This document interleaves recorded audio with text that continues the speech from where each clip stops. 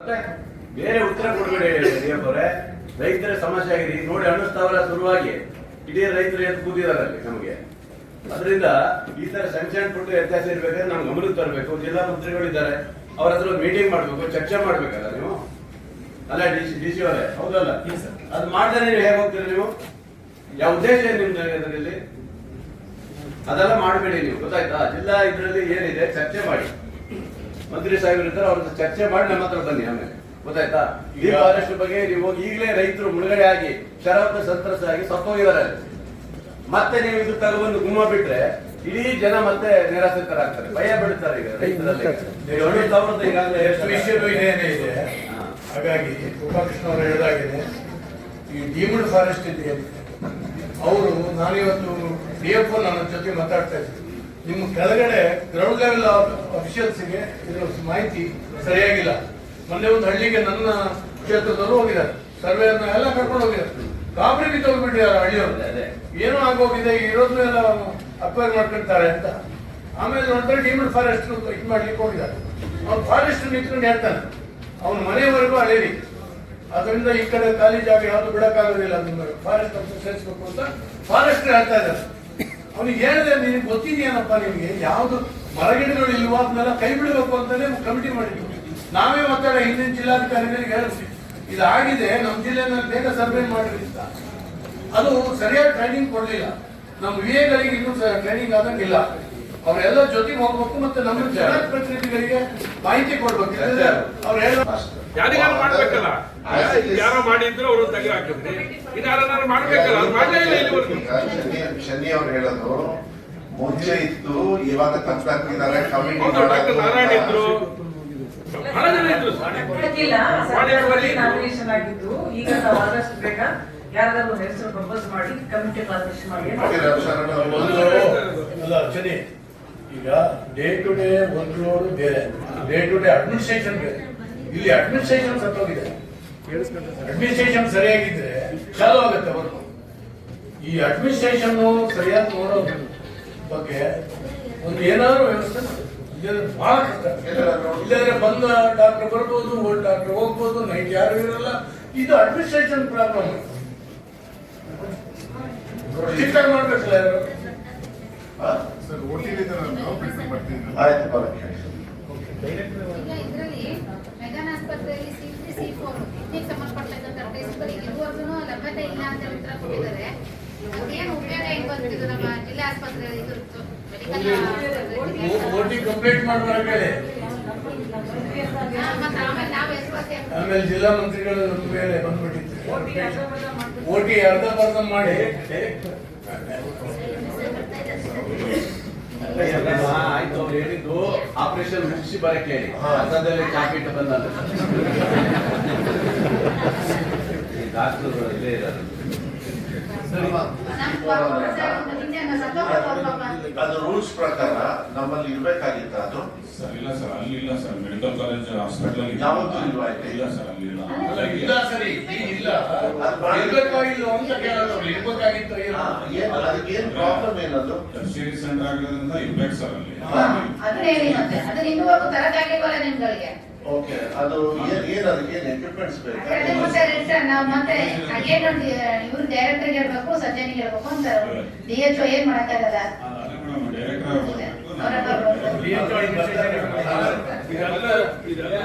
ಸರ್ಕಾರನೇ ಇದಕ್ಕೆ ನೇರ ಉತ್ತರ ಕೊಡಬೇಕು. ಸರ್ಕಾರನೇ ಕಾರಣ ಆಗಿರೋದಿಲ್ಲ.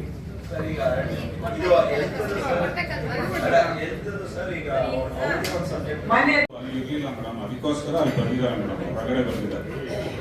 C3, C4 ಪ್ರಗತಿ ಏನ್ ಸಾಧನೆ ಮಾಡ್ದಂಗಾಯ್ತು ಆಸ್ಪತ್ರೆ. ಬೇರೆದೆಲ್ಲ ಮಾಡಿಸಿದಾರೆ ಮೇಡಮ್ ಅಲ್ಲಿ. ಅದು ಒಂದು ಬೇರೆ ಆಸ್ಪತ್ರೆಗೆ ಹೋಗ್ಬೇಕಲ್ವಾ? ಸರಿ, ಅದಕ್ಕೆ ಏನ್ ಮಾಡ್ತಾರೆ ಪೇಷಂಟ್ಸ್, ನಮ್ಗೆ ಬರ್ಕೊಟ್ಬಿಡ್ಲಿ, ನಾವು ಹೋಗ್ತೀವಿ, ನಾವು ಮಂಗಳೂರಿಗೆ ಹೋಗ್ತೀವಿ, ನಲ್ಲಿ ಹೋಗ್ತೀವಿ ಅಂತ ಹೇಳ್ತಾರೆ. ಇವ್ರು ಬರ್ಕೊಡೋದು ಇಲ್ಲ. ಪಾಪ ಅವ್ರ ಜೀವನ ಭಯ ಅವರಿಗೆ.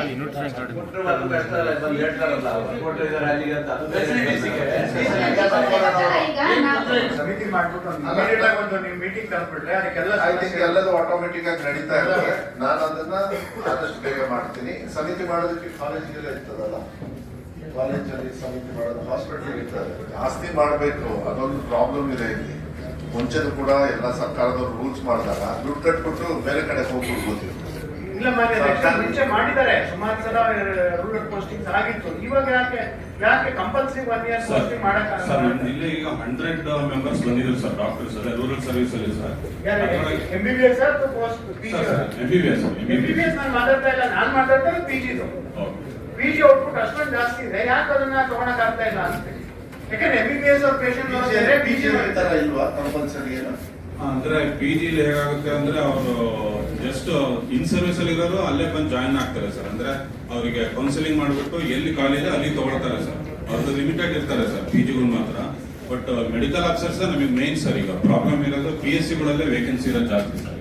ಹಾಗಾಗಿ ಸರ್ ಮಾನ್ಯ ಅಧ್ಯಕ್ಷ ಕ್ಲಿಯರ್ ಕಟ್ ಆಗಿದೆ. MBBS ಮಾಡಿ MD ಮಾಡಿ MS ಮಾಡಿದವರು 50 ಲಕ್ಷ ಪೆನಾಲ್ಟಿ ಕಟ್ಟಬೇಕು, PG ಡಿಪ್ಲೊಮಾ ಮಾಡಿದ್ರೆ 25 ಲಕ್ಷ ಪೆನಾಲ್ಟಿ ಕಟ್ಟಬೇಕು ಅಂತ ಹೇಳಿ, ರೂರಲ್ MBBS ರೂರಲ್ ಸರ್ವಿಸ್ ಮಾಡಿದ್ರೆ ಇದ್ರೆ 15 ಲಕ್ಷ ಕಟ್ಟಬೇಕು ಪೆನಾಲ್ಟಿ ಅಂತ ಇದೆ.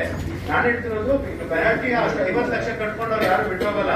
ಡೆಫಿನೆಟ್ಲಿ ಔಟ್ಪುಟ್ ತುಂಬಾ ಜಾಸ್ತಿ ಇದೆ, PG ಔಟ್ಪುಟ್ ಜಾಸ್ತಿ ಇದೆ.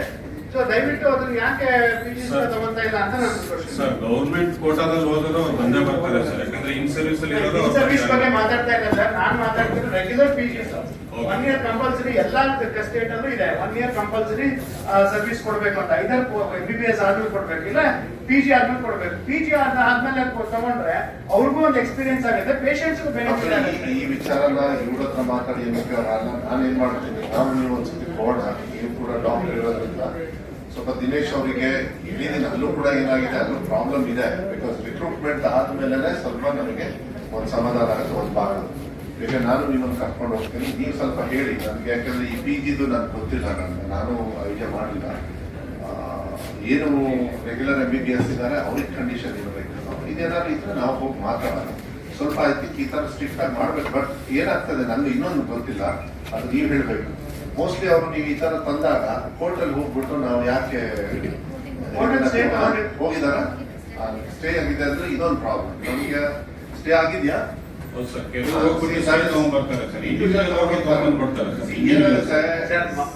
ಸರ್ಕಾರ ಮನಸ್ಸು ಮಾಡಿದ್ರೆ ಖಂಡಿತವಾಗ್ಲೂ ಮಾಡಿಸಲ್ಲ. ಅಲ್ಲ, ಸರ್ಕಾರ ಮನಸ್ಸು ಮಾಡುತ್ತೆ ಅಂದ್ರೆ ಮತ್ತೆ ಲೀಗಲ್ ಆಗಿ ಫೈಟ್ ಮಾಡ್ಬೇಕು, ಮಾಡೋಣ ಅಂತ ನಾನು ಮಾತಾಡ್ತೀನಿ. ಈಗ ನನ್ನ ಇಲಾಖೆಯಲ್ಲಿ ನಾನು ಗೆಸ್ಟ್ ಟೀಚರ್ಸ್ ತಗೊಳ್ತೀನಿ, ಪರ್ಮನೆಂಟ್ ಇಲ್ಲ ಅಂದ್ರೆ. ಅವ್ರು ತುಂಬಾ ಅವೈಲಬಿಲಿಟಿ ಇದೆ ನನಗೆ. ಡಾಕ್ಟರ್ಸ್ ಅವೈಲಬಿಲಿಟಿ ಜಾಸ್ತಿ ಇಲ್ಲ. And income what they make ಟೀಚರ್ಸಿಗೆ ಮತ್ತೆ ಡಾಕ್ಟರ್ಸಿಗೆ ಬಹಳ ಇರೋದ್ರಿಂದ ಅವ್ರ ಇನ್ವೆಸ್ಟ್ಮೆಂಟ್ ಅವು ಆಸೆ ಇಟ್ಕೊಂಡು ಎಲ್ಲ ಬಂದಿರ್ತಾರೆ. ಅದ್ರ ಮೇಲ್ಗಡೆ ಎಫೆಕ್ಟ್ ಆದ ನಿಮ್ಗೂ ಗೊತ್ತಿದೆ. ಅದೇನು ಬಟ್ ಬೇರೆ ಸ್ಟೇಟ್ ಅಲ್ಲಿ ಕಂಪಲ್ಸರಿ ಮಾಡಿಬಿಟ್ಟು ತುಂಬಾ ಚೆನ್ನಾಗಿ PH ಅಲ್ಲಿ ಮತ್ತೆ GH ಅಲ್ಲಿ MBBS MS ಮಾಡಿ MD ಮಾಡಿದ್ರು ಬೇಕಾದಷ್ಟು. ನಾನು ನನ್ನ ಆಫೀಸಿಂದ ಫುಲ್ ಔಟ್ ಮಾಡ್ತೀನಿ, ಬೇರೆ ಕಡೆಗೆಲ್ಲ ಹೆಂಗ್ ಮ್ಯಾನೇಜ್ ಮಾಡಿದ್ದಾರೆ ಅಂತ. ನಾನು ನಿಮ್ಗೆ ಡೇಟಾ ಕೊಡ್ತೀನಿ. ನನಗೆ ಡೇಟಾ ಕೊಡಿ, ಅಂಡ್ ನಾವು ಬೇಕಾದ್ರೆ ಕುತ್ಕೊಂಡು ಮಾತಾಡೋಣ. ನನಗೆ ಏನಾದ್ರು ಇದ್ರೆ ಹೇಳೋದು, ನಾನು ಹೇಳ್ತೀನಿ. ಕುತ್ಕೊಳ್ಳಿ ಓಕೆ. ಫೋನ್ ಎಲ್ಲ ಸೈಡ್ ಬೇರೆ ಬಿದ್ದೋಗಿದೆ. ಅದು ನೀವಿದ್ದೀರ ಅಲ್ಲಿ ಅದೆಲ್ಲ ಕೂಗ್ಬೇಡ. ಒಳಗೆ ಅವಕಾಶ ಇರೋದು. ನನ್ನ ಅಧ್ಯಕ್ಷರೇ ಈಗ ಸರಿ ಇದೆ. ಡಾಕ್ಟರ್ ಸಿಂಗ್ ಬಡಲ್ಲ ಬಿಡಿ, ಯಾಕೆಂತ ಹೇಳಿದ್ರೆ ಇವತ್ತಿನ ಸಮಸ್ಯೆ ಅಲ್ಲ, ಪರಿಹಾರ ಸಿಗದೇ ಇರುವಂತ ಸಂಗತಿಗಳು ಅನೇಕ ಸಂಗತಿಗಳಿದೆ. ಹಾಗಾಗಿ KDP ನೀವು ತ್ರೈಮಾಸಿಕ KDP ಪ್ರಗತಿ ಪರಿಶೀಲನಾ ಸಭೆ ಅಂತ ನಾವು ಬೋರ್ಡ್ ಹಾಕ್ತಿದ್ದೀವಿ, ಇವತ್ತು ಪ್ರಿಂಟ್ ಮಾಡಿ. ಆದ್ರೆ 3 ತಿಂಗಳ ವರ್ಷದಲ್ಲಿ ನಾವು ಸಭೆ ಮಾಡ್ತಾ ಇಲ್ಲ. 6 ತಿಂಗಳಾಯ್ತು. ಹಾರಾಗಿಲ್ಲ ಎಲೆಕ್ಷನ್ ಸರ್ 27/5 ನಾವು ಅನುಪಾಲನಾ ವರದಿ ತಗೊಳ್ತಾ ಇದ್ದೀವಿ.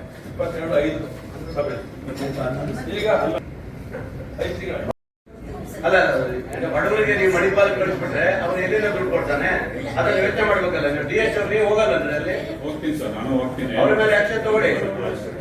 ನೋಡ್ಬಿಟ್ಟು ನೀವು ಎಷ್ಟು ತಗೊಳ್ತಾರೆ? ನಮ್ಮ ಕ್ಷೇತ್ರದ ಹೇಳಿದ್ದೆ ಅದು ಮಾಡಲ್ಲ ನೀವು. DH ಅಣ್ಣ, ನೀವು DH ಅವರು ನಿಮ್ದೇ ನಿರ್ಧಾರ ಮಾಡೋದಲ್ಲ. ಇಲ್ಲಿ ಕ್ಷೇತ್ರ ಶಾಸಕರು ನಾವಿದ್ದೀವಿ, ನಾವ್ ಹೇಳಿದ್ ಮಾಡ್ಬೇಕು ನೀವು ಅಷ್ಟೇ. ಗೊತ್ತಾಯ್ತಾ? ಕುಂಬ್ರಿಕಾಯಿ ಕೂಡ ಡಾಕ್ಟರ್ ಅಂತ ಹೇಳಿ ಸಾಕಾಗಿ ಹೋಗಿದೆ. ಬರ್ತಾ ಇಲ್ಲ ಸರ್. ಅದೇ ಅಲ್ಲಿಗೆ ಅಂತ ಅಂತಿದ್ದಾಗೇನೆ ಎಲ್ಲ ಇದು ಮಾಡ್ತಾರೆ ಸರ್. ಅದೇ ಆಯ್ತು, ಅವ್ರನ್ನ ಬರೀ ಕೇಳಿ. ಈಗ ನನ್ನ ಅಧ್ಯಕ್ಷರದೊಂದು ಸಲಹೆ ಇದೆ. ಈಗ 3 ತಿಂಗಳು 5 ತಿಂಗಳು ಹಿಂದಿದ್ದು ಚರ್ಚೆ ಮಾಡಿ ಅನುಪಾಲನಾ ವರದಿ ಹೊರಟಿದೆ. ತಕ್ಷಣದಲ್ಲಾಗಿರೋದು ಸಂಗತಿಗಳು ತುಂಬಾ ಸಂಗತಿಗಳಿದೆ. ರೈತರಾಗಿರೋಂಥ ಅನಾಹುತಗಳು, ಅದ್ರ ಬಗ್ಗೆ ಗಂಭೀರ ಯೋಚನೆ ಮಾಡೋದು ಅಗತ್ಯ ಇದೆ ಅಂತ ನನಗೆ ಕಾಣ್ತದೆ.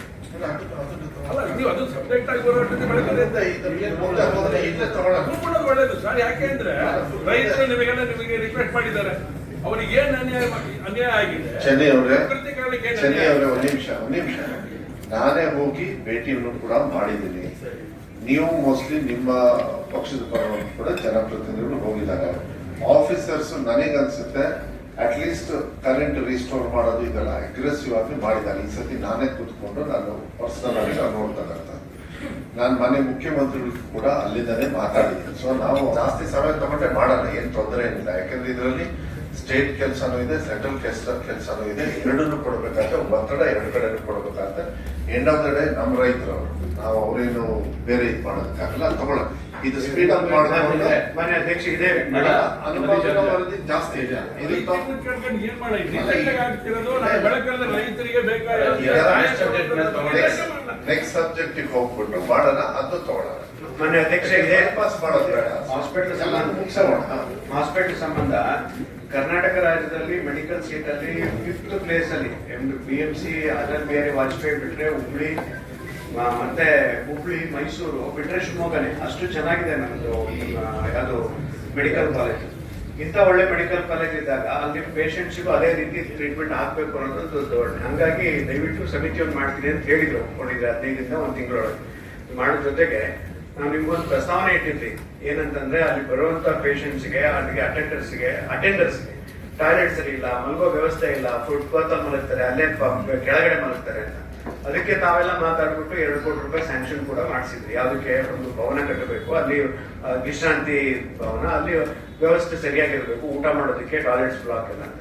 ಅದು ಇನ್ನೂ ಏನೂ ಪ್ರಗತಿಯಲ್ಲಿ ಆಗಿಲ್ಲ. ಯಾಕಾಗಿಲ್ಲ ಅನ್ನೋದು ನಾನು ಡೈರೆಕ್ಟರ್ಗೆ ಬರ್ಲಿಕ್ಕೆ ಹೇಳ್ತೀನಿ ಸರ್.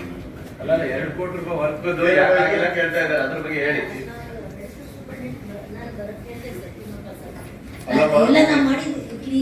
ಫುಲ್ ಟೈಮ್ ಹಾಕೊಡಿ. ಯಾವಾಗ ಡಾಕ್ಟರ್ ಯಾವಾಗ ಬರ್ತಾರ ಅವರು? ನೀವು ಮಾಡಲ್ಲ ಸರ್.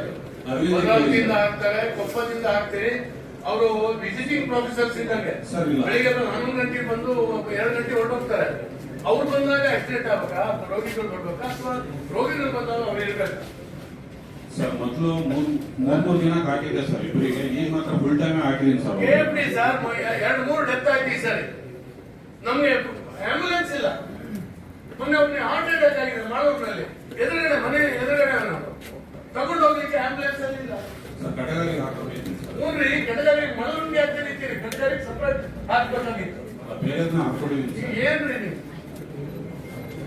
ಇಲ್ಲ ಅಂತ ಹೇಳಿ ಸರ್ಕಾರಕ್ಕೆ ಹೇಳಿ. ಅಲ್ಲ ಈಗ ಒಂದ್ ನಿಮಿಷ, ಈ ರಿಕ್ರೂಟ್ಮೆಂಟ್ ಏನು ಡೈರೆಕ್ಷನ್ ಈಗ ನನ್ನ ಇಲಾಖೆ ಮಾಡ್ಕೊಟ್ಟು ಏನ್ ಡೈರೆಕ್ಷನ್?